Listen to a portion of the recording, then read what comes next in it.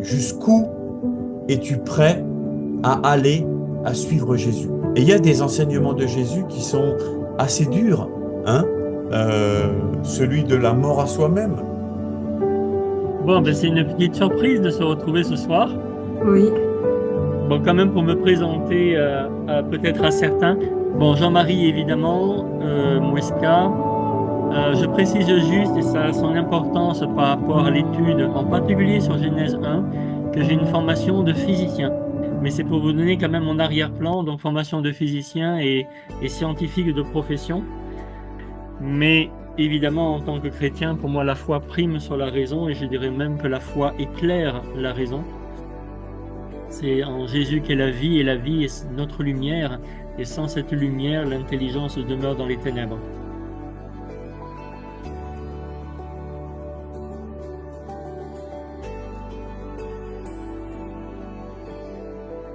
Bonsoir.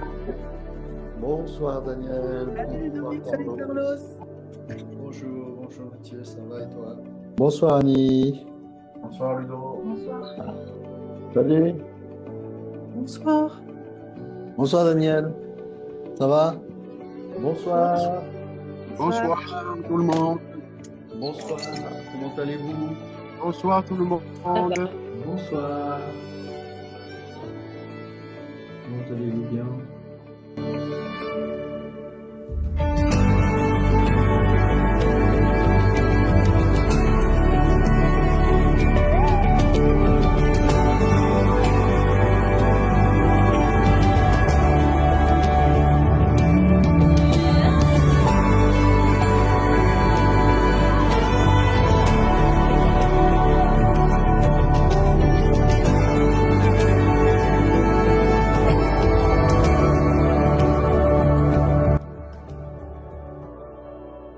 Bonsoir Carlos.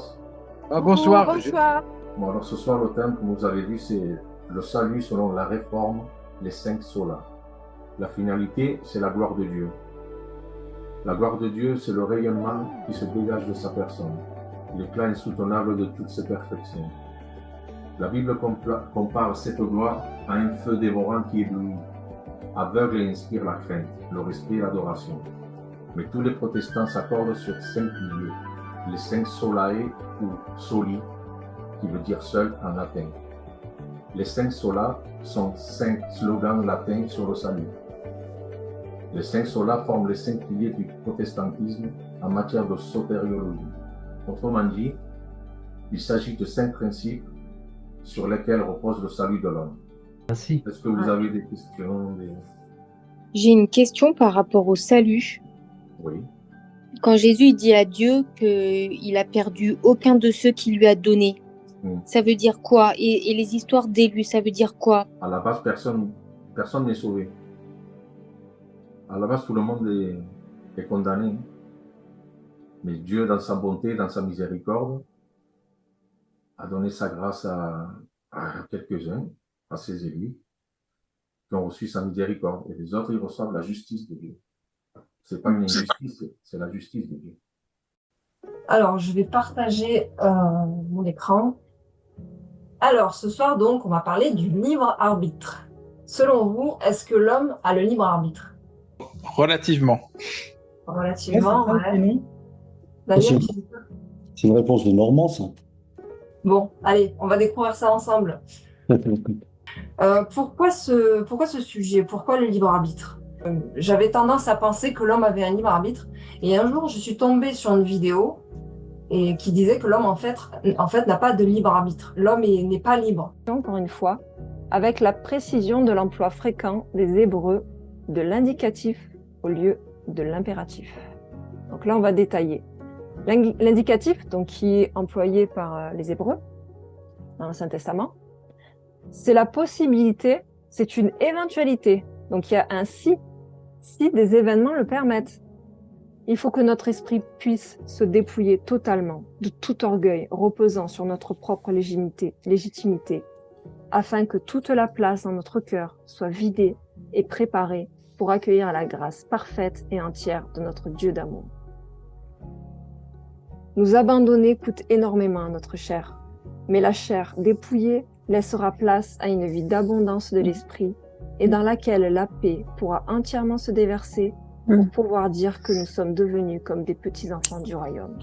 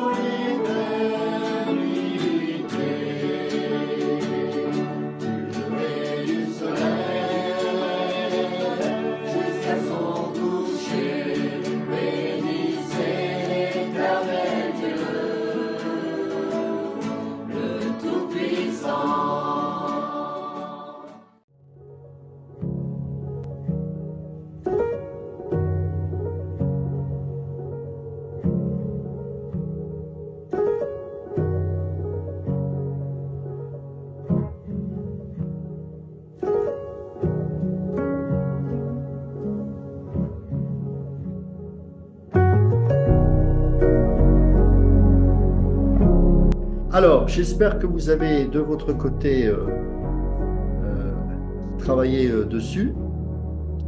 Je vois que Audrey est en train d'essuyer une goutte de sueur.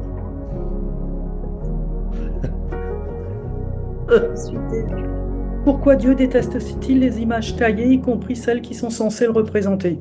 Voilà. Donc ça, c'était la question. Moi, j'ai marqué que déjà Dieu est esprit et qu'on ne doit pas essayer de se représenter Dieu du tout, qu'on ne peut pas le représenter par une image terrestre quelle qu'elle soit, parce que ça le limite, ça le déshonore, qu'on ne peut pas le réduire à quelque chose qu'il a créé lui-même.